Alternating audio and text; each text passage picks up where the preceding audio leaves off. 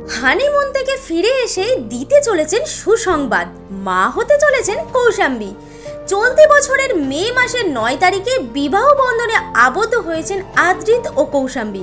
মিঠাই ধারাবাহিকের থেকে দুজনের সম্পর্কের সূত্রপাত। বয়সে বেশ খানিকটা বড় কৌশাম্বীর সঙ্গে আদ্রিতের সম্পর্ক নিয়ে প্রথম থেকেই অনেক জলঘোলা হয়েছে।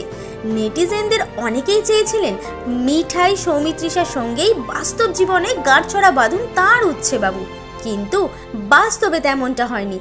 আদ্রিত কৌশাম্বীর বিয়েতে পুরো মিঠাই পরিবার উপস্থিত থাকলেও দেখা যায়নি নায়িকা সৌমিত্রিষাকে।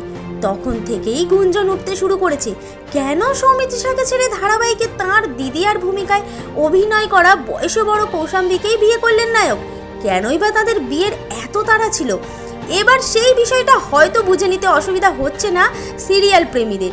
তাহলে কি সন্তান সম্ভব বলে কৌশাম্বীকে বিয়ে করতে বাধ্য হলেন আদ্রিত? সন্তানের বাবা মা অবশ্য নিজেদের মুখে কুলু পেটেছেন, কিন্তু সোশ্যাল মিডিয়া এই মুহূর্তে সরগরম আদ্রিত ও কৌশাম্বীর বাবা মা হওয়ার খবরই। এমনই সেলিব্রিটির হাঁড়ির খবর 7 তাড়াতাড়ি আপনাদের কাছে পৌঁছে দিতে বদ্ধপরিকর টাইমলাইন ক্রিয়েশন। হবু সন্তানের জননী কৌশাম্বীকে নিয়ে আপনাদের কি বক্তব্য? কি বা জানাতে চান হবু বাবা আদ্রিতকে? মন্তব্য করে জানান আমাদের মন্তব্যের বাক্সে।